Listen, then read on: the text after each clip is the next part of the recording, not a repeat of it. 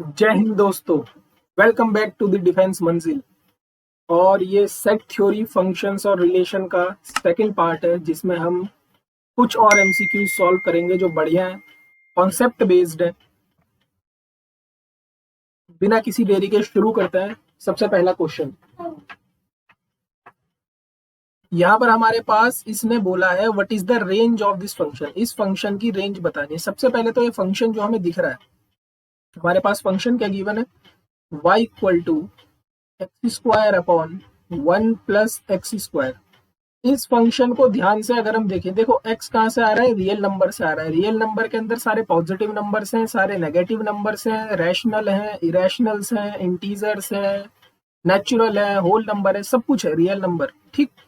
लेकिन अगर आप इस फंक्शन को ध्यान से देखो तो ऊपर क्या है, एक्स स्क्वायर है। एक्स स्क्वायर का मतलब आप x की जगह कुछ भी वैल्यू डालोगे, इसका स्क्वायर एक पॉजिटिव नंबर मिलेगा। आप x की जगह कोई नेगेटिव वैल्यू डालोगे तो भी इसका स्क्वायर क्या मिलेगा, एक पॉजिटिव नंबर मिलेगा। सिमिलर यहाँ पर आपको एक पॉजिटिव नंबर मिलेगा। इसका मतलब ये जो क्वांटिटी इसने लिखी हुई है ना, ये क्वांटिटी जो लिखी हुई है ये हमेशा क्या है, एक पॉजिटिव नंबर है, हमेशा, ऑलवेज पॉजिटिव। देखो ध्यान से देखो, अगर एक्स स्क्वायर कहीं पर लिखा हुआ है और मैं आपसे बोलूं -1 की वैल्यू क्या होगी, तो आप क्या करोगे, -1 का स्क्वायर कर दोगे, मीन्स 1। और मैं बोलूं 1 की वैल्यू क्या होगी, तो आप क्या करोगे, 1 का स्क्वायर कर दोगे, दैट इज 1। मतलब जो वैल्यू -1 देगा वही वैल्यू +1 भी देगा। क्यों? क्योंकि यहाँ पर स्क्वायर है और स्क्वायर क्या करता है, नेगेटिव को पॉजिटिव बना देता है।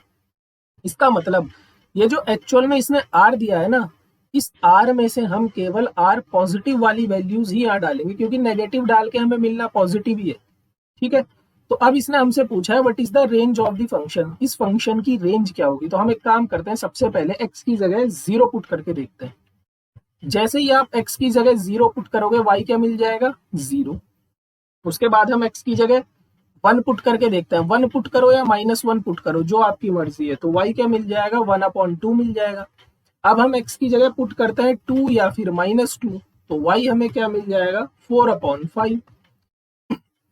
और यहाँ पर हमें क्या दिख रहा है, x की जगह आप 3 और -3 पुट करके देखो, तो y आपको क्या मिल जाएगा, 9/10। हमें ये क्या दिख रहा है, ये 0। 1/2 का मतलब 0.5। और ये नंबर कॉन्टिन्यूस बढ़ता जा रहा है, लेकिन ध्यान देने वाली बात यह है, इसका डिनोमिनेटर भी बढ़ता जा रहा है न्यूमिनेटर से। इसका मतलब ये नंबर कभी 1 तक नहीं पहुंच पाएगा, है ना। 0 से शुरू हुआ है नंबर और ये नंबर कभी 1 तक नहीं पहुंच पाएगा। तो इसकी रेंज क्या बन जाएगी, 0 से कहां तक, 1 तक। लेकिन 1 पर कभी पहुंच नहीं पाएगा, इसलिए 1 की साइड से ओपन इंटरवल आएगा। Is it okay? अगर ये 1 तक पहुंच जाता तो हम 1 की तरफ से क्लोज्ड इंटरवल लगा देते। ओके, नेक्स्ट क्वेश्चन की तरफ चलते हैं। नेक्स्ट क्वेश्चन है हमारे पास, okay, again nice problem. Same range पूछी है इसने इस फंक्शन की। What is the range of this function, f x equal to x upon modulus of x. सबसे पहले हम मॉड्यूलस की डेफिनेशन जानते हैं कि मॉड एक्स होता क्या है। देखिए, मॉड एक्स क्या होता है, इसका वन लाइन रिप्रेजेंटेशन कुछ ऐसा होता है कि 0 के राइट हैंड साइड में ये मॉड हमेशा पॉजिटिव होता है और लेफ्ट हैंड साइड में ये मॉड हमेशा नेगेटिव होता है। इसका मतलब ये फंक्शन एक्चुअल में दो तरीके से काम करेगा, एक तो x अपॉन -x और एक x अपॉन x के रूप में, ठीक है ना। जब आप x से x कैंसिल करोगे आपको 1 मिलेगा और x से x कैंसिल करोगे -1 मिलेगा। तो एक्चुअल में ये जो फंक्शन है ना, ये केवल डराने के लिए है। ये फंक्शन केवल 1 और -1 ही वैल्यू देगा और कुछ नहीं देगा। इस क्वेश्चन में केवल एग्जामिनर आपको ये देखना चाह रहा था कि क्या आपको मॉड एक्स की वैल्यू पता है, क्या आप मॉड एक्स से फेमिलियर हो या नहीं हो। तो जैसे ही आपने मॉड एक्स की प्रॉपर्टी लगाई कि लेफ्ट हैंड साइड में मॉड नेगेटिव होता है और राइट हैंड साइड में मॉड पॉजिटिव होता है, तो हमें केवल दो वैल्यू मिली है, 1 और -1। तो इसकी रेंज क्या बन जाएगी, a set containing 2 element, a set containing 2 element. So easy task. Next question की तरफ चलते हैं। ओके, ये क्वेश्चन थोड़ा टाइम कंज्यूमिंग है लेकिन रीजनिंग बेस्ड क्वेश्चन है। क्वेश्चन ये कह रहा है कि एस के अंदर हमारे पास सारे डिस्टिंक्ट नंबर है, this word is important, distinct number है जो p अपॉन क्यू के फॉर्मेट के है। मतलब एस हमारे पास एक सेट है जिसके अंदर p अपॉन क्यू टाइप के एलिमेंट हैं, और ये p और q जो आपको लेने हैं, ये कहाँ से लेना है, 1 2 3 4 5 एंड 6। आपको यहां से इनको उठाना है। फिर उसके बाद उसने कहा है what is the cardinality of the set S, मतलब इस एस के अंदर इस टाइप के कितने डिफरेंट एलिमेंट मिलने वाले हैं, हमें ये शो करना है। तो हम क्या करेंगे, वन बाय वन इसको सॉल्व करेंगे। सबसे पहले हम पी की जगह 1 पुट करेंगे, ठीक है ना, और क्यू को वैल्यूज देंगे 1 2 3 4 5 एंड 6।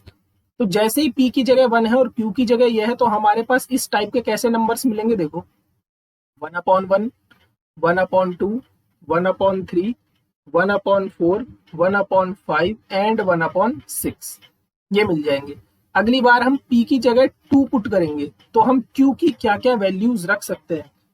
q की वैल्यू हम 1 रख सकते हैं, 3 रख सकते हैं, 5 रख सकते हैं। 4 और 2 हम वैल्यू नहीं रख सकते, क्योंकि अगर आपने 2 यहाँ पे लिया सो 2 से 2 कैंसिल हो जाएगा, आपको 1 मिल जाएगा। अगर आपने 4 लिया तो आपको 1/2 मिल जाएगा, जो ऑलरेडी आ चुका है, ठीक है ना। तो हमारे पास अब वैल्यूज क्या आ जाएंगी, 2/1 2/3 एंड 2/5। अगली बार हम p की वैल्यूज को 3 लेंगे। जैसे ही p की वैल्यू को 3 लेंगे तो हम q की वैल्यू क्या क्या ले सकते हैं, 1 2 4 एंड 5, ठीक है ना। तो यहाँ पर हमारे पास वैल्यू क्या मिलेगी, 3/1 3/2 3/4 एंड 3/5, ये हमारे पास वैल्यूज मिल जाएंगी। अगली बार आप p की जगह जैसे ही 4 लोगे तो q हमारे पास क्या क्या मिल सकता है, 1 मिल सकता है, 3 मिल सकता है और 5 मिल सकता है। तो हमारे पास यहाँ पर कैसे रैशनल नंबर होंगे, 4/1 4/3 एंड 4/5। अगली बार आप p की जगह 5 लोगे तो आपको q क्या क्या मिल सकता है, 1 मिल सकता है, 2 मिल सकता है, 3 मिल सकता है, 4 मिल सकता है और 6 मिल सकता है। 5 नहीं ले सकते, अगेन 5 से 5 कैंसिल होके 1 मिल जाएगा, जो ऑलरेडी आ चुका है। तो यहाँ पर नंबर्स मिल जाएंगे 5/1 5/2 5/3 5/4 एंड 5/6। अगली बार लास्ट वैल्यू बची है हमारी p की वैल्यू 6। जैसे ही p की वैल्यू आप 6 लोगे तो आप q क्या क्या ले सकते हो, 1 ले सकते हो और 5 ले सकते हो। तो हमारे पास नंबर्स क्या क्या मिल जाएंगे, 6/1 और 6/5।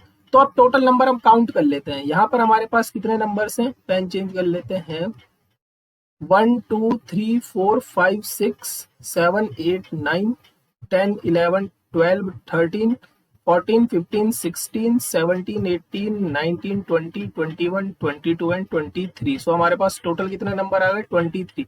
So what is the cardinality of this set is 23। Next question पे चलते हैं।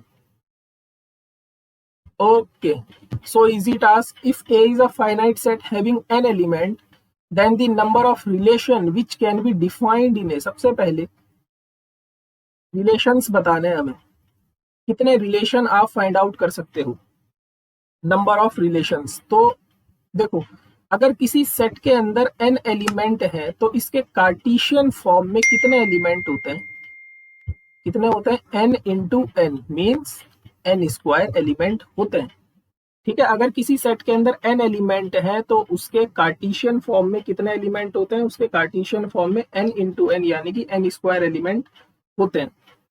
तो यहाँ पर उसने हमसे पूछा क्या है, the number of relations which can be defined in A. तो कितने रिलेशंस बन जाएंगे हमारे पास, number of relations, number of relations, number of relations क्या हो जाएंगे, 2 की पावर n² मीन्स 2 की power cardinality of this set, ठीक, 2 की power cardinality of this set. Cardinality का मतलब आपने कितने रिलेशंस यहाँ पर बनाए हैं, ठीक है, कितने कार्टेशियन फॉर्म यहाँ पर बनी है, वो 2 की पावर में पहुंच जाएंगी। तो सी ऑप्शन करेक्ट, इजी सा टास्क था। नेक्स्ट क्या है हमारे पास, consider the following relation from A to B where A ये मिला है, बी ये मिला है। तो उसने क्या कहा, which of the following relation are not functions, कौन से फंक्शंस नहीं है। तो बहुत ईजी है, आप 2 गोले बना लो। सबसे पहला वाला चेक करते हैं। तो u कहाँ पर मैप है, u p पर मैप है। फिर अगली बार में v कहाँ पर मैप है, v भी p पर मैप है। w कहाँ पर मैप है, w भी p पर है। x कहाँ पर है, x q पर है। y कहाँ पर है, y भी q पर है। और z कहाँ पर है, z भी q पर है। तो यहाँ पर जितने भी डिफरेंट है डोमेन, ये डोमेन है, डोमेन के सारे एलिमेंट क्या है, डिफरेंट मैप्ड है। मतलब किसी एक कोई भी एक एलिमेंट 2 जगह पर मैप नहीं है। तो इसका मतलब ये तो फंक्शन है, लेकिन उसने पूछा है कौन सा नहीं है। सेकंड वाला, सेकंड वाला देखो यू पी पर मैप्ड है, वी क्यू पर मैप्ड है, डब्ल्यू आर पर मैप्ड है और जेड एस पर मैप है, लेकिन यहाँ पर वाई और जेड मैप्ड नहीं है। तो डोमेन के दो एलिमेंट ऐसे छूट गए, सॉरी वाई मैप्ड नहीं है, जेड तो है वाई नहीं है। तो वाई मैप नहीं है मतलब डोमेन का अगर एक भी एलिमेंट छूटा जो मैप्ड नहीं है तो हम कहेंगे वो फंक्शन नहीं है, तो सेकंड वाला फंक्शन नहीं है। यहाँ पर यू एस पे भी मैप है और यू पी पे भी मैप्ड है, यानी कि डोमेन का एक एलिमेंट दो जगह पर मैप्ड हो चुका है, इसका मतलब ये भी फंक्शन नहीं है। अगला यू क्यू पर मैप्ड है। सबसे पहले डोमेन के सारे एलिमेंट हैं U V W X Y Z, U है वी है डब्ल्यू है एक्स है वाई है जेड है, सही है और सही है, सारे डिफरेंट जगह पर मैप्ड है, ठीक है कोई प्रॉब्लम नहीं है। तो फोर्थ वाला भी फंक्शन बन जाएगा, तो केवल 2 और 3 हमारे पास फंक्शन नहीं है। तो कोई भी रिलेशन फंक्शन कब नहीं बनता है, सबसे पहली बात डोमेन के सारे एलिमेंट मैप्ड होने चाहिए, all element of domain mapped to unique element of domain. So domain का हर एक एलिमेंट केवल एक और एक एलिमेंट से मैप्ड होना चाहिए कोडोमेन में। मींस अगर हमारे पास ये डोमेन है और ये हमारे पास एक कोडोमेन है और यहाँ पर आपने सपोज डिफरेंट एलिमेंट ले लिए 4 और यहाँ पर हमने 3 या 4 जितने मर्जी एलिमेंट ले सकते हैं, बट यहाँ का एक एलिमेंट एक से ही मैप्ड होना चाहिए। ऐसा ना हो कि यहाँ का एक एलिमेंट किसी और एलिमेंट से जाकर मिल गया, तो ये फंक्शन नहीं बन पाएगा। दूसरी बात, डोमेन का कोई भी एलिमेंट छूटना नहीं चाहिए, डोमेन के सारे एलिमेंट मैप्ड होने चाहिए, ठीक है ना, सारे एलिमेंट मैप्ड होने चाहिए। यहाँ के एलिमेंट इधर जाके कितनी बार भी मिल सकते हैं, लेकिन यहाँ का एक एलिमेंट इधर दो जगह जाके नहीं मिल सकता। मींस इस तरह का फंक्शन नहीं बन सकता, लेकिन इस तरह का फंक्शन बन सकता है, पहली बात। दूसरी बात, डोमेन के सारे एलिमेंट मैप्ड होने चाहिए, ठीक। सो नेक्स्ट क्वेश्चन पे चलते हैं। Okay, one more last problem, log की प्रॉपर्टी।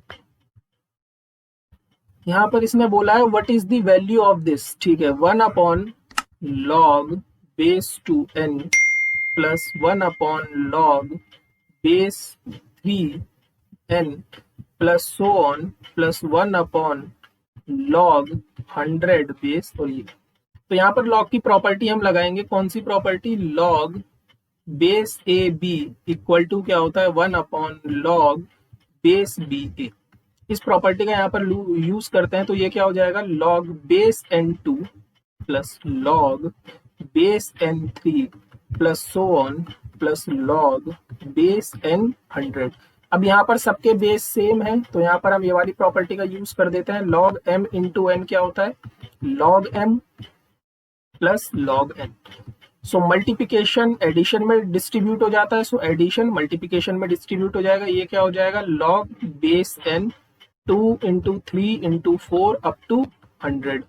तो ये हमारे पास क्या बन गया, log n into 100 factorial, 100 factorial. अब अगेन इसका हम जैसे ही रेसिप्रोकल करेंगे तो ये 100 फैक्टोरियल क्या बन जाएगा, बेस बन जाएगा और n ऊपर आ जाएगा। सो यस, यहाँ पर कौन सा ऑप्शन, ए ऑप्शन करेक्ट।